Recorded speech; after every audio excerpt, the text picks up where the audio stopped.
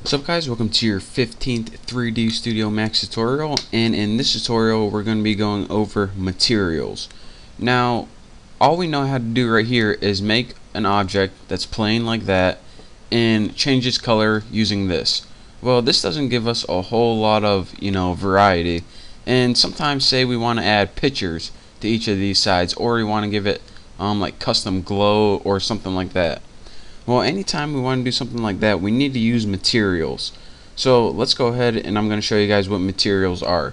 So go ahead and press M on your keyboard and your material editor is going to pop up. And this is how you give any object, color, appearance, design to your materials. So if you want to like make a pole look metal or plastic or green or blue or whatever, this is how you do that. So the first thing we're going to want to do is you probably only see 6 of these. So go ahead and select one of these and right click it, and you can change it to whatever sample size you want. So again, when you select it, there's going to be a white box around it. Just right click it and probably pick the most sample windows. Actually, I'll pick one that's probably easier to see on YouTube, so I'll pick the smallest one, but I usually work with the biggest. Another thing that you can do is whenever you have a material, and I know I'm not going to show you guys how to make materials, I'm just showing you around this, but go ahead and double click this ambient and change this to any color, just so you can see that one's different than the other ones. Whenever you want to view one a little bigger, just double click it and that magnifies it a little bit. Again, when they're really small, like 6x4 or whatever, it magnifies it a lot more, but that's how you magnify it. Just double click it. Another thing you want to do is, once you're working with a material and you got it just the color you want, if I just want blue with a little darker, perfect, right there. And say you want another material just like this one, but you only want to change it a little bit, you don't want to get rid of all your settings. What you can do is select one. I'll select this blue one by clicking on it, right click it, and press drag and copy. And so once I have that selected, what I can do is hold this down and just drag it over somewhere and release it. And that not only keeps it copied here, but it drags it over here as well. So it doesn't get rid of the original, it just duplicates it. So that way I can double click this one and change this just a little bit.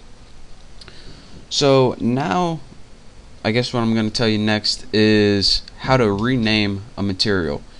The name of the material is down here.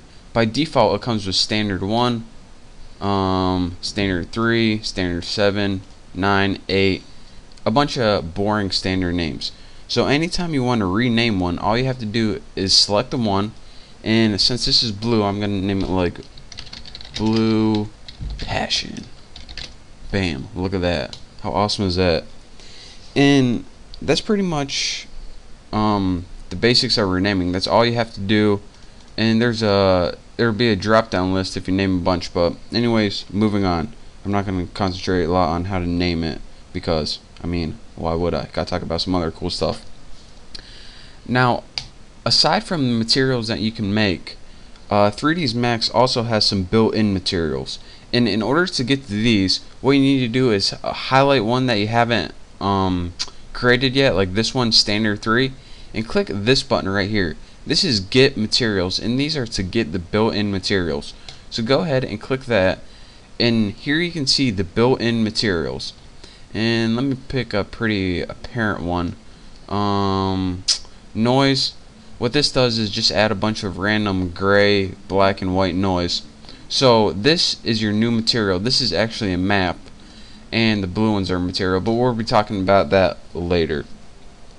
So now you're wondering, alright, I made these blue, passion, green, whatever in this. How do I apply it to an object? Well, anytime you made a material and you want to apply it to an object, you can do a couple things.